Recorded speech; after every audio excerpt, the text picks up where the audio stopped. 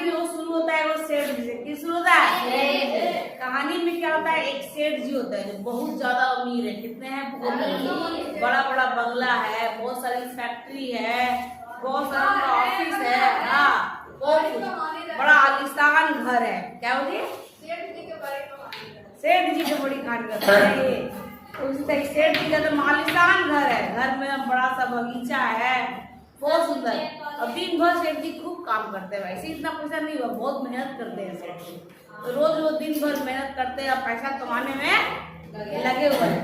ऐसे ही एक शाम को सेठ जी ऑफिस में काम करके घर आए, ठीक है। तो घर आके क्या देखते हैं, क्योंकि घर के सभी लोग भगवान जी की पूजा करने में लगे। तो सेठ जी थोड़ा नास्तिक टाइप के, मतलब थोड़ा भगवान से बच के रहते हैं। पूजा पाठ में हाँ भगवान को नहीं मानते।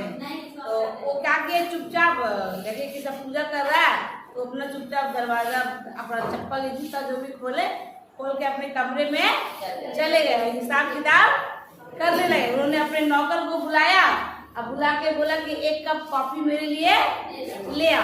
नौकर गया कॉफी लाने। अब सेठ जी को तभी अचानक उनके सीने में दर्द होता है, ठीक है, उनको बेचैनी होने लगती है, उनको तकलीफ होने लगता है, तो वो बकाने लगते हैं। तो सेठ जी को जब अकबक लगने फिर से वो अपने नौकर को बुलाते हैं, तो बोलते हैं कि सुनो तो कॉफी बाद में बनाना, जाओ पहले डॉक्टर को बुला दो, ठीक है, मेरे को बहुत मतलब अकबक टाइप का लग रहा है, तबीयत ठीक नहीं लग रहा है। तब जैसे ही सेठ जी बोले, नौकर ने क्या किया, डॉक्टरों को बुला।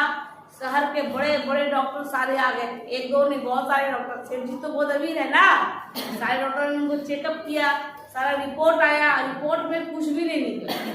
मतलब डॉक्टरों ने कहा कि सेठ जी आपको कुछ नहीं हुआ है, लेकिन सेठ जी को बेचैनी लग रहा होता ना, बकहाट टाइप का लग रहा, तो वैसे सेठ जी को लग रहा था। अब सेठ जी को डॉक्टर लोग बोल रहे कि आपको कुछ हुआ ही नहीं, तुम दवाई कैसे कर दे। सेठ जी बोले नहीं, हमको तबीयत नहीं ठीक लग रहा, तुम कुछ भी दवाई लिख के दो। डॉक्टर ने दवाई तो लिख दिया, साथ में एक नींद की गोली भी लिख दी। डॉक्टर ने कहा कि सेठ जी ऐसे तो आपको कुछ हुआ नहीं है, फिर भी आप ये दवाई खा लीजिए, अगर आपको नींद ना आए ये नींद की गोली भी खा के सो जाइएगा। तो रात हो गई, नौकर ने उनके लिए खाना बनाया, खाना बना के सेठ जी ने दवाई खाई, दवाई खा के वो सोने गए बिस्तर पे, उनको नींद नहीं आ रही थी, पूरा करवट ले रहे थे बिस्तर पे, उनको नींद ना आए। लास्ट में उन्होंने नींद की गोली भी खा ली, तब भी नींद ना आए। रात भर पूरा बेचैन, उनको अकबक लगे तो अकबक लगे। लास्ट में रात के 3 बजे थे, कितने बज रहे थे? 3। अब उनको 3 बजे उनका नींद तो उठ गए, उनको लगा तो सोचता है कि बंद कमरे में मुझे अकबकाहट लग रहा होगा। तो सेठ जी अपने बड़े से बगीचे में टहलने लगे और उनको वहां पे भी अकबक लगे, अकबकाहट टाइप के लगे। तब वो रात के 3 बजे निकल गए रोड पे, समझे, पैदल निकल गए, पैदल पैदल जा रहे थे। जाते जाते सोच रहे थे कभी हम भी गरीब थे, कैसे वो दिन थे, अपने सोच रहे थे, पुराना दिन याद कर रहे थे। और उनको अकबक अभी भी लग ही रहा है, वो चले जा रहे हैं चले जा रहे हैं चले जा रहे हैं, और उनको अकबक लग रहा, सोच भी रहे कि कभी हम भी गरीब थे, कैसे घर चलाया, कैसे धीरे धीरे मेहनत की, खूब मेहनत की, आज मैं बहुत अमीर हूँ, यही सोचते जा रहे थे। एक जगह वो बैठ गए, थक गए तो बैठ गए, बैठ के चप्पल खोले थे कि वहाँ पे कुत्ता था। कौन था? कुत्ता। और उस कुत्ते को क्या सूझी, उस पर चप्पल लेके भाग गया। वो चप्पल लेके भागे तो सेठ जी दौड़े उनके पीछे, एक चप्पल पहन के, और सेठ जी पीछे पीछे, कुत्ता आगे आगे आगे आगे दौड़े जा रहा है। अब कुत्ता दौड़ते दौड़ते झुग्गी झोपड़ी में घुस गया, झुग्गी झोपड़ी जहाँ पे गरीब लोग रहते हैं ना, बहुत गरीब लोग, वहाँ पे घुस गया। अब कुत्ता था तो थक गया था, क्या था? थक गया था, थक गया तो बेचारा कुत्ता चप्पल छोड़ के भाग गया।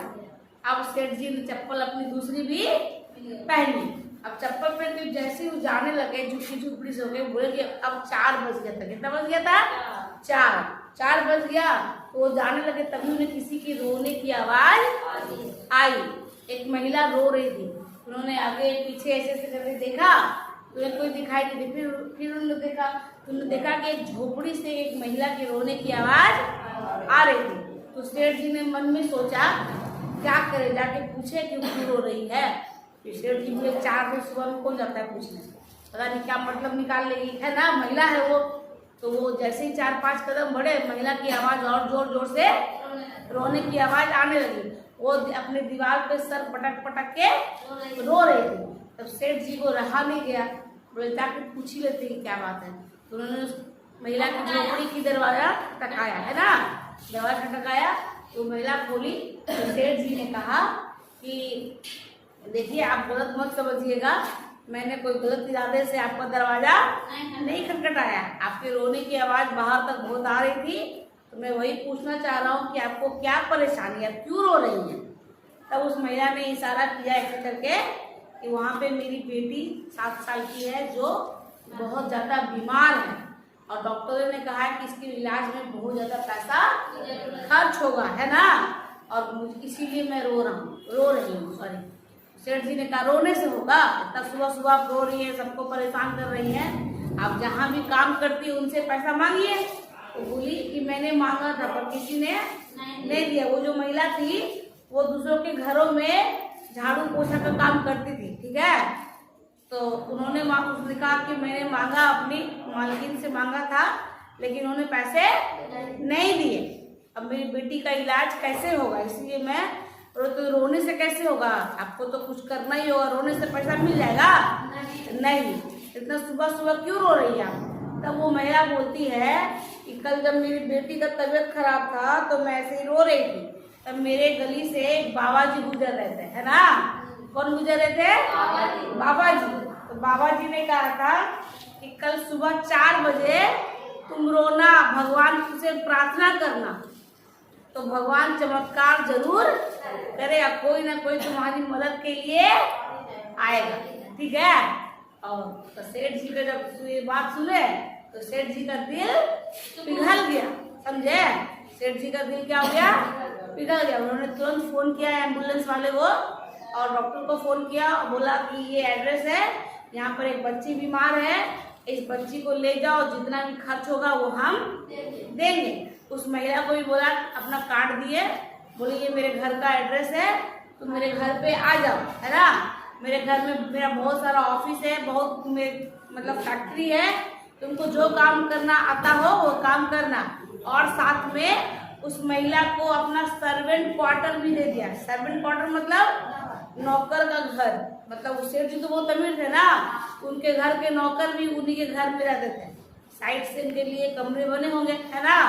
तो उस महिला को भी उन्होंने सर्वेंट क्वार्टर दे दिया।